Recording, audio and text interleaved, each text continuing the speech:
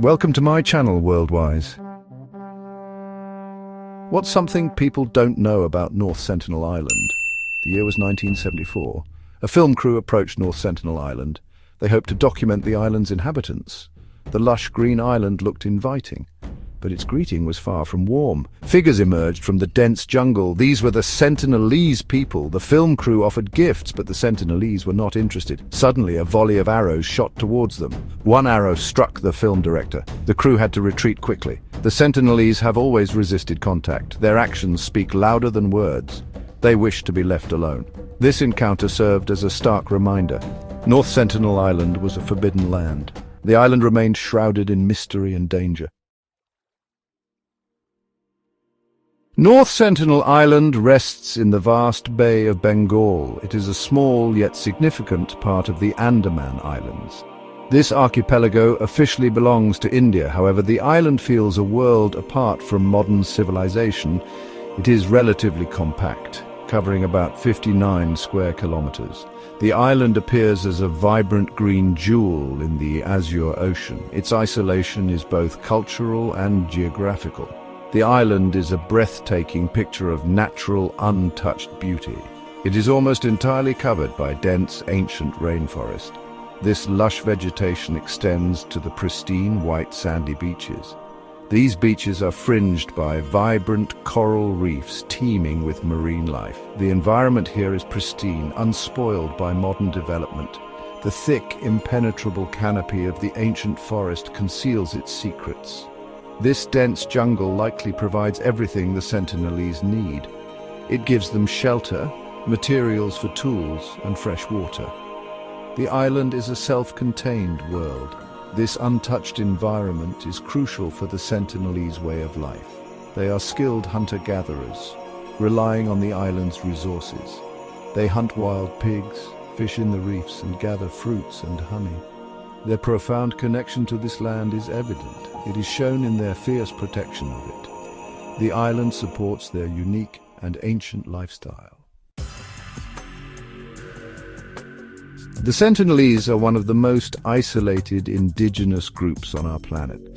They are believed to be direct descendants of early human populations. These populations migrated out of Africa tens of thousands of years ago. Their ancestors likely arrived in the Andaman Islands long ago. They have lived on North Sentinel Island ever since. They have maintained a way of life that has changed very little. Their precise population number is unknown, with estimates varying widely. They live as hunter-gatherers, a very ancient lifestyle. They skillfully use bows and arrows to hunt wild game. They craft simple canoes to fish in coastal waters. Their technology is very basic. Their isolation stretches back for an astonishingly long period. It is estimated to be around 60,000 years. For countless generations, they have lived apart from the rest of humanity. This long solitude has shaped their unique culture and worldview. Their resistance to outsiders is deeply ingrained. They may fear diseases from the outside world, having no natural immunity. Past negative encounters with outsiders could have reinforced their distrust. Protecting their ancient culture and unique way of life is important to them. Their fierce independence shows a strong desire to remain autonomous. Long before modern attempts at contact, chance encounters sometimes took place. In 1867, an Indian merchant ship, the Nineveh, wrecked on the treacherous reefs. The 106 survivors managed to struggle ashore. They were unaware of the island's inhabitants and their hostile reputation. Their relief at surviving the shipwreck was short-lived. After a few days on the beach, the survivors were attacked by the Sentinelese. The islanders, armed with bows and arrows, saw the shipwrecked sailors as intruders. A fierce confrontation ensued. Eventually, the sailors were rescued by a British Royal Navy vessel. This incident was one of the earliest documented hostile encounters. It showed the Sentinelese determination to protect their land. In 1880, Maurice Vidal Portman, a British colonial administrator, landed on North Sentinel. He captured an elderly couple and 4 children, taking them to Port Blair. The elderly couple soon fell ill and died, and the children also showed signs of sickness. Fearing they too would perish, Portman returned the children to the island with gifts.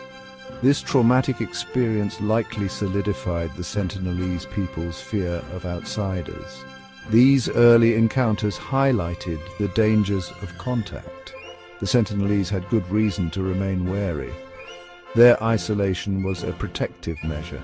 It was a way to preserve their way of life. In the latter half of the 20th century, a few more attempts were made to establish contact. The 1974 National Geographic expedition, despite the Arrow attack, left gifts.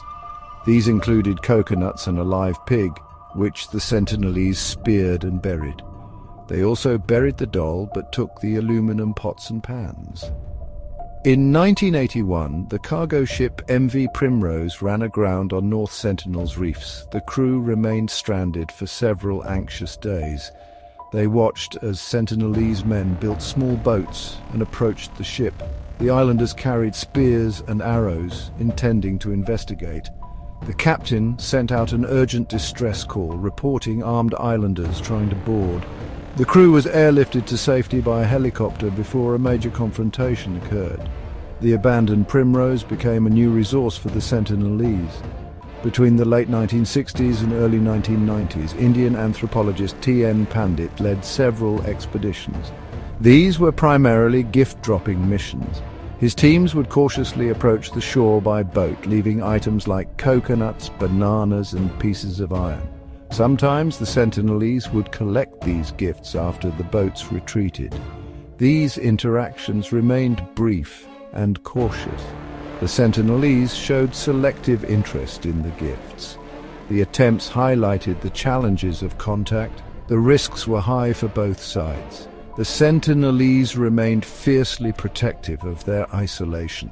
Their actions were a clear message. They wanted to be left alone. The island remained a place of mystery and danger.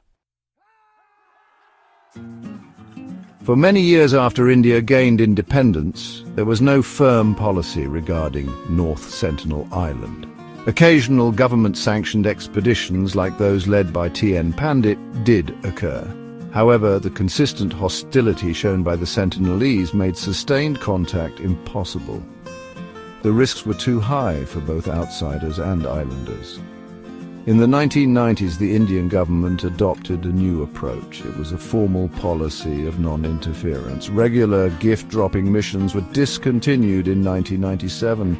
The authorities recognized the Sentinelese people's right to self-determination and isolation.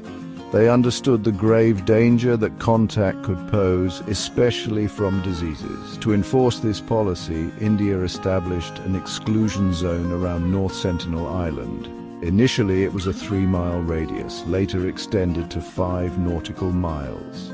It is strictly illegal for anyone to enter this zone. The Indian Navy patrols these waters. Organizations like Survival International support this hands-off approach. They advocate for tribal people's rights worldwide. Forced contact has historically led to violence, epidemics, and cultural destruction. India's policy is seen as a crucial protective measure. It respects the Sentinelese people's choice. The island remains a symbol of their autonomy. The policy aims to preserve their unique way of life. It is a testament to respecting their wishes. Despite clear government policy, a tragedy occurred in November 2018. John Allen Chow, an American missionary, decided to contact the Sentinelese. He believed it was his calling to preach Christianity. Aware of the risks, he paid fishermen to take him near the island. He approached the shore with gifts. His journal described initial encounters. On November 17th, fishermen saw tribesmen dragging Chow's body. They buried him in the sand.